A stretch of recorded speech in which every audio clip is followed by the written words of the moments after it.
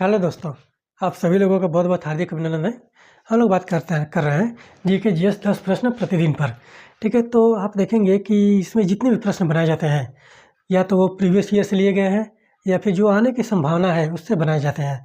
ठीक है, तो ये प्रश्न आप लोग हमेशा नोट डाउन करते रहिए, नोट्स बनाते रहिए और इन 10 प्रश्नों में हम आपको 20 से 25 प्रश्न आराम से बता देते हैं। ठीक है, तो ये सारी जो चीज़ें हैं आप लोग नोट डाउन करिए।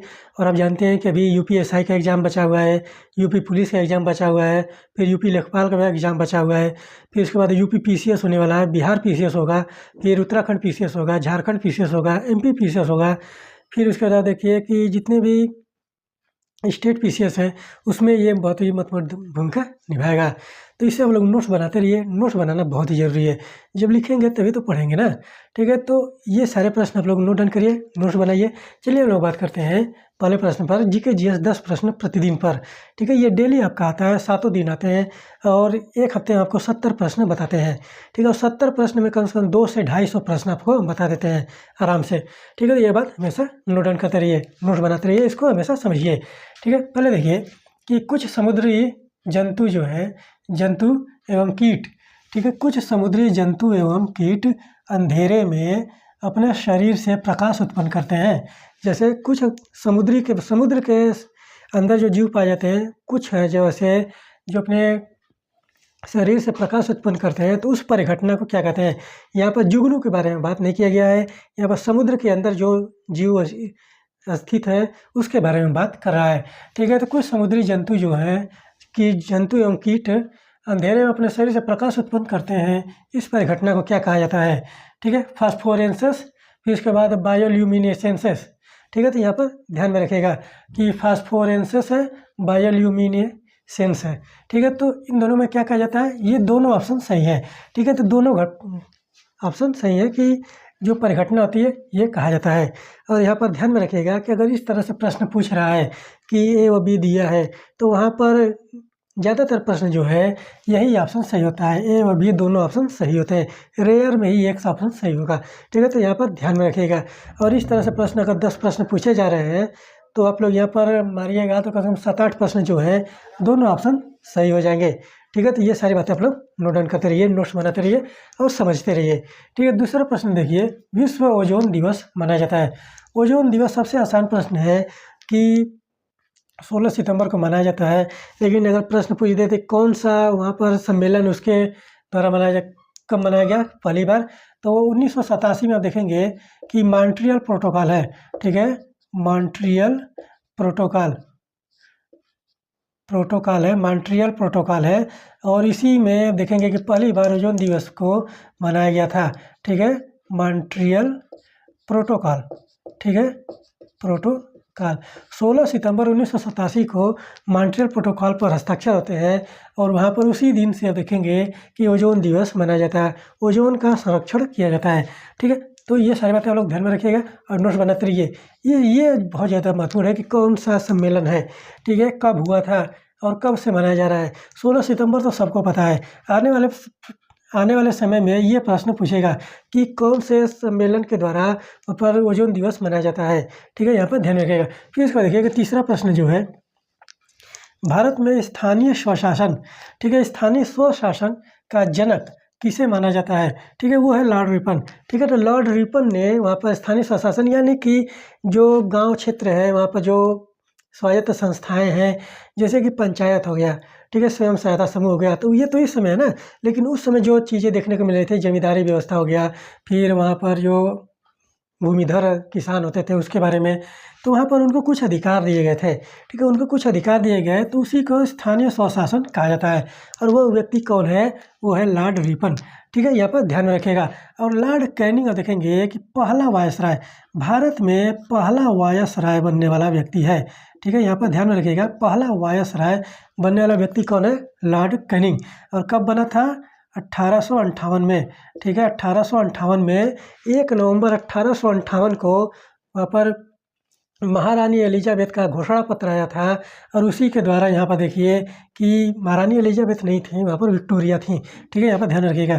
तो वहाँ पर 1858 में ही वहाँ पर जो संशोधन किए गए थे भारत में, उसी के द्वारा पहली बार वायसराय का पद का गठन किया गया और वो व्यक्ति है वो पहला व्यक्ति कौन है? लॉर्ड कैनिंग है। ठीक है, तो यहाँ पर ध्यान में रखिएगा। फिर उसके बाद देखिए कि Lord William Bentinck. Lord William Bentinck Bharat का पहला गवर्नर जनरल है। ठीक है, भारत का पहला गवर्नर जनरल है। ठीक है, तो यहाँ पर ध्यान में रखिएगा कि भारत का पहला गवर्नर जनरल कौन है? लॉर्ड विलियम बेंटिक है। ठीक है, क्यों? क्योंकि 1833 के अधिनियम में, ठीक है, 1833 के अधिनियम में पहली बार बंगाल के गवर्नर जनरल को भारत का गवर्नर जनरल बनाया गया। ठीक है, और यही व्यक्ति है लॉर्ड विलियम बेंटिक है कि जो भारत का पहला गवर्नर जनरल बनने वाला है। और इसी ने सती प्रथा का भी अंत किया। ठीक है, सती प्रथा। ठीक है, इसी ने ठगी प्रथा का भी अंत किया। ठगी प्रथा। ठीक है, यहाँ पर ध्यान में रखिएगा सती प्रथा 1829। ठीक है, 1829 में सती प्रथा का अंत होता है। ठीक है, यहाँ पर ध्यान में रखिएगा। ठीक है, तो ये सारी बातें लॉर्ड विलियम बेंटिक। फिर लॉर्ड कर्जन, इसी के शासनकाल में बंगाल का विभाजन हुआ था। ठीक है, बंगाल विभाजन। ठीक है, बंगाल विभाजन कब हुआ था? इसी के शासनकाल में लॉर्ड कर्जन के। और कब हुआ था? 1905 में। ठीक है, 1905 में बंगाल विभाजन हुआ था, लॉर्ड कर्जन ने वहाँ पर किया था। ठीक है, यहाँ पर बात ध्यान में रखिएगा। हम लोग इतिहास पढ़ेंगे तो ये सारी बातें आएंगी उसमें। ठीक है, तो जियोग्राफी हम लोग स्पेशल सब्जेक्ट के रूप में भूगोल को, भारत के भूगोल को लेकर चला जा रहा है। जैसे वो खत्म होगा तो हम लोग इतिहास पढ़ेंगे और इतिहास में बहुत ही बेहतरीन तरीके से हम लोग लेकर चलेंगे। फिर उसको देखिए चौथा प्रश्न जो है, संसदीय प्रणाली। भारत की संसदीय प्रणाली किस देश की संसदीय प्रणाली के समान है? ठीक है, तो आप जानते हैं कि भारत में ब्रिटिशों का शासन था, तो ब्रिटेन के संविधान से बहुत सारी चीज़ें भारत में ली गई थी। ठीक है, और 1935 के जो अधिनियम है वहाँ पर तो बहुत जो ज़्यादातर अनुच्छेद है 1935 के अधिनियम से ही ले लिए गए थे। ठीक है, तो वो ब्रिटेन के शासन से ही ब्रिटेन में वहाँ पर संसदीय प्रणाली के House of Lords, House of Commons जो वहाँ पर संसद है, उसी के आधार पर भारत में लोकसभा राज्यसभा का गठन किया गया था। और कनाडा में आप देखेंगे कि संघात्मक, ठीक है, क्या है? कनाडा में संघात्मक व्यवस्था। ठीक है, संघात्मक शासन जो है वो कहाँ से लिया गया था? कनाडा से लिया गया था भारत में। ठीक है, अमेरिका से मूल अधिकार है। ठीक है, यहाँ पर ध्यान में रखिएगा मूल अधिकार है, बहुत बार बात आ चुके हैं। ठीक है, मूल अधिकार है। ऑस्ट्रेलिया से समवर्ती सूची है। ठीक है, यहाँ पर ध्यान में रखिएगा कि ऑस्ट्रेलिया से समवर्ती सूची। ठीक है, समवर्ती सूची जो लिया गया था वो ऑस्ट्रेलिया के संविधान से लिया गया था। और यहाँ पर ध्यान में रखिएगा कि ये जो संविधान की प्रस्तावना की भाषा है, ठीक है, संविधान की प्रस्तावना की भाषा भी ऑस्ट्रेलिया के संविधान से ही लिया गया है। ठीक है, ये बात ध्यान में रखिएगा। तो ये सारी चीज़ें कि ब्रिटेन से संसदीय प्रणाली लिया गया है। आगे देखिए, भारत में सोने के सिक्के का प्रचलन सर्वप्रथम किसने किया था? ठीक है, ये बात हमेशा ध्यान में रखिएगा। ये प्रश्न पूछता है कि सोने के सिक्के संख्या के आधार पर किसने चलाए, शुद्ध सोने के सिक्के किसने चलाए, ये सारी बातें पूछा जाता है। तो भारत में सोने के सिक्के सबसे पहले कौन चलाया था? वो कटफिसेस वंश का शासक था, विम कटफिसेस। ठीक है, विम कटफिसेस ने वहाँ पर सोने के सिक्के चलाए। लेकिन यहाँ पर ध्यान में रखिएगा कि कनिष्क ने शुद्ध सोने के सिक्के चलाए। ठीक है, कनिष्क जो है शुद्ध सोने के सिक्के। ठीक है, सबसे पहले शुद्ध सोने के सिक्के किसने चलाए थे? वो कनिष्क ने चलाया था। और कनिष्क किस वंश का शासक है? कुषाण वंश का शासक है। कनिष्क के शासन काल में देखेंगे कि चौथी बौद्ध संगति भी होती है। और कनिष्क के शासन काल में पहली बार जो भारत में मूर्ति पूजा बनाई जाती है, मूर्ति बनाई जाती है, वो कनिष्क के शासन काल में बनाई जाती है। और सर्वप्रथम किसकी मूर्ति बनाई गई? वो थी महात्मा बुद्ध की। ठीक है, यहाँ पर ध्यान में रखिएगा। और कनिष्क के शासनकाल में ही बौद्ध धर्म जो है वहाँ पर देखिए कि बौद्ध संगति होती है। और कनिष्क जो है महायान शाखा का अनुयायी था। ठीक है, बौद्ध धर्म के महायान शाखा का अनुयायी था। और फिर उसके बाद देखिए कि विक्रमादित्य, ये चंद्रगुप्त द्वितीय के बारे में बात हो रही है। चंद्रगुप्त द्वितीय। ठीक है, चंद्रगुप्त द्वितीय किस वंश का शासक है? गुप्त वंश का।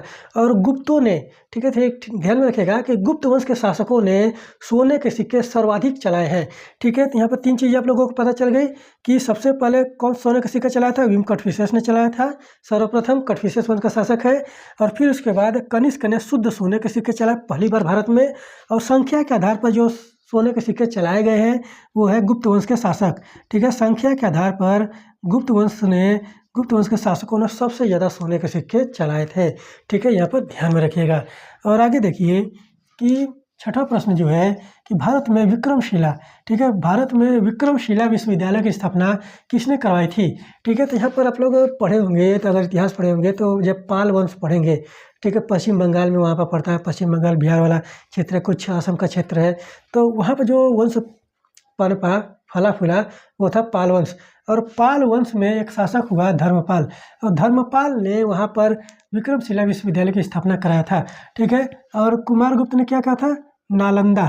ठीक है, नालंदा विश्वविद्यालय। ठीक है, यहाँ पर ध्यान में रखिएगा कि नालंदा विश्वविद्यालय की स्थापना किसने करवाई? वो कुमारगुप्त ने कराई। और ये दोनों विश्वविद्यालय जो है कहाँ है? बिहार राज्य में है इस वर्तमान समय में। बिहार में विक्रमशिला तो मान लीजिए कि नष्ट हो गया, नालंदा तो अभी भी लगभग में होगा, विक्रमशिला भी होगा। और भारत में अगर पूछ दे कि प्राचीन काल में भारत में सबसे पुराना जो विश्वविद्यालय है वो कौन सा है? तो वो है तक्षशिला, भारतीय क्षेत्र में। ठीक है, लेकिन वर्तमान समय में अगर पूछ दे कि सबसे पुराना विश्वविद्यालय कौन सा है, तो वो है नालंदा। ठीक है, यहाँ पर ध्यान में रखिएगा कि एक प्रश्न पूछता है कि प्राचीन काल में भारत का सबसे पुराना विश्वविद्यालय, तो वहाँ पर हो जाएगा तक्षशिला हो जाएगा। लेकिन वर्तमान समय में भारत के भूभाग के क्षेत्र के अंदर में जो सबसे पुराना विश्वविद्यालय है वो कौन सा है? वो नालंदा विश्वविद्यालय है, बिहार में है। ठीक है, ये बात ध्यान में रखिएगा, इस तरह से प्रश्न बनते हैं। फिर इसके बाद देखिए 7वां प्रश्न क्या कहता है कि निम्न में से किस अभिलेख में सम्राट अशोक के नाम मिलते हैं? निम्न में से किस अभिलेख में सम्राट अशोक के नाम मिलते हैं? मास्की में भी मिलते हैं, गुरजारा में भी मिलते हैं। और हमने पहले ही बताया था कि अगर इस तरह का प्रश्न देता है, ए व बी जो ऑप्शन देता है कि ए व बी दोनों सही हैं, तो वहाँ पर ज़्यादातर ऑप्शन में ए व बी दोनों ही सही होते हैं। 10 में से कम से कम 7-8 प्रश्न ऐसे होंगे कि ए व बी दोनों ही सही होंगे। तो इस तरह से प्रश्न पूछा जाता है तो मारिए वहाँ पर निश्चित ही सही होगा। ठीक है, यहाँ पर ध्यान में रखिएगा। फिर देखिए 8वां प्रश्न क्या कहता है कि भारत में सूचना का अधिकार, सूचना का अधिकार क्या है? ठीक है, सूचना का अधिकार क्या है? ये मौलिक अधिकार है, यहाँ पर ध्यान में रखिएगा। ठीक है, मौलिक अधिकार है। ठीक है, हम आपको बता दे रहे हैं मौलिक अधिकार है, लेकिन आप लोगों के लिए एक प्रश्न होगा कि किस अनुच्छेद के अंतर्गत? ठीक है, किस अनुच्छेद के अंतर्गत है? ठीक है, किस अनुच्छेद के अंतर्गत, ये आप लोगों के लिए प्रश्न होगा कि सूचना का अधिकार जो है भारतीय संविधान के किस अनुच्छेद के अंतर्गत उसको शामिल किया गया है और वो कौन सा अनुच्छेद है, वो आप लोग कमेंट बॉक्स में कमेंट करके बताइए, या टेलीग्राम चैनल से जुड़कर वहाँ पर बताइए। ठीक है, यहाँ पर ध्यान में रखिएगा। तो सूचना का अधिकार क्या है? मौलिक अधिकार है। कब आया था? 2005 में। ठीक है, यहाँ पर ध्यान में रखिएगा, कब आया था? 2005 में। ठीक है, और कौन सा अधिकार है? एक विधिक अधिकार है। यहाँ पर विधिक अधिकार से इस तरह से है कि नियम बनाकर उसको अधिकार दिया गया है। ठीक है, संसद के द्वारा नियम बनाकर वहाँ पर अधिकार दिए गए हैं, वो क्या होते हैं? विधिक अधिकार है। वो आपका सूचना का अधिकार जो है विधिक अधिकार है। ठीक है, यहाँ पर ध्यान में रखिएगा। और फिर इसको देखिए कि 9वां प्रश्न जो है, निम्न में से किस क्षेत्र में 16 वन पाए जाते हैं? ठीक है, 16 वन, 16 वन को क्या कहा जाता है? सदाबहार वन। ठीक है, यहाँ पर ध्यान में रखिएगा कि सदाबहार वन। और सदाबहार वन कहाँ होते हैं? जहाँ पर वर्षा अधिक होती है। ठीक है, वर्षा अधिक होती है, अधिक होती है। ठीक है, यहाँ पर ध्यान में रखिएगा। तो जहाँ पर वर्षा सबसे ज़्यादा होगी, यानी कि विषुवत रेखीय प्रदेश।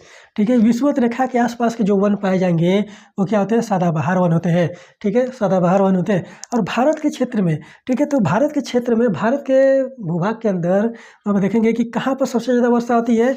वो है पश्चिमी घाट। ठीक है, तो पश्चिमी घाट में दक्षिण पश्चिम मानसून के तहत पश्चिमी घाट में बहुत ही ज़्यादा वर्षा होती है और वहाँ पर सदाबहार वन पाए जाते हैं। उन्हीं सदाबहार वनों को 16 वन भी कहा जाता है। और पश्चिमी घाट को सह्याद्री भी कहा जाता है। ठीक है, यहाँ पर ध्यान में रखिएगा, सह्याद्री भी कहा जाता है। और पूर्वी घाट के बारे में बात करें तो ये जो नदियाँ हैं, नदियों के द्वारा पूर्वी घाट को क्षत विक्षत कर दिया गया है, छिन्न भिन्न हो गया, टूटा फूटा है पूर्वी घाट। इसीलिए पश्चिमी घाट आप देखेंगे कि सतत है और ऊंचाई भी काफ़ी ज़्यादा है इसकी, और ढलान भी इसका तीव्र है। ठीक है, ढलान भी इसका तीव्र है पश्चिमी घाट का, और पूर्वी घाट का ढलान जो है वो मंद है। इसीलिए पूर्वी घाट में डेल्टाओं का निर्माण होता है। ठीक है, पूर्वी घाट में डेल्टाओं का निर्माण होता है। ठीक है, नदियों के द्वारा जो डेल्टा बनाए जाते हैं, जैसे कि गंगा ब्रह्मपुत्र का डेल्टा हो गया, कृष्णा नदी का डेल्टा हो गया, गोदावरी नदी का डेल्टा हो गया, कावेरी नदी का डेल्टा हो गया, महानदी का डेल्टा हो गया, तो ये सारी जो चीज़ें बनाई जाती हैं वो पूर्वी घाट में बनाई जाती है, क्योंकि पूर्वी घाट का ढाल जो है वो क्या है? मंद है। और जहाँ पर ढाल मंद होगा तो वहाँ पर डेल्टाओं का निर्माण होगा। और पश्चिमी घाट का ढाल जो है तीव्र है, इसीलिए यहाँ पर ज्वारनद मुख का निर्माण होता है। ठीक है, ज्वारनद मुख का। ठीक है, ज्वारनद मुख का एस्चुरी इसको बोलते हैं, एस्चुरी। ठीक है, यहाँ पर ध्यान में रखिएगा, क्या कहते हैं? एस्चुरी इंग्लिश में कहते हैं और इसको हिंदी में ज्वारनद मुख कहते हैं। तो पश्चिमी घाट की नदियाँ जो है, पश्चिमी घाट की तरफ जो नदियाँ बहती हैं, जैसे नर्मदा होगी, ताप्ती हो गई, ठीक है, तो ये जो पश्चिमी घाट की नदियाँ हैं, जहाँ अरब सागर में जो जल गिराती हैं, वो क्या करती हैं, ज्वारनदमुख का निर्माण करती हैं, ठीक है। और यह जो पूर्वी घाट की नदियाँ हैं, पूर्वी घाट में जो बंगाल के खाड़ी में जल गिराती हैं, वो डेल्टाओं का निर्माण करती हैं। ये बात हमेशा ध्यान में रखिएगा। और डेल्टा और ज्वारनदमुख, इन दोनों के बारे में हम लोग बात करेंगे, एक सेपरेट लेक्चर में बात करेंगे और विधिवत तरीके से समझेंगे। आप लोग बस टेलीग्राम चैनल पर जुड़कर अपने सुझाव देते रहें और कमेंट बॉक्स में कमेंट कर सुझाव देते रहें और चैनल से जुड़े रहें, ठीक है। यहाँ पर ध्यान में रखिएगा।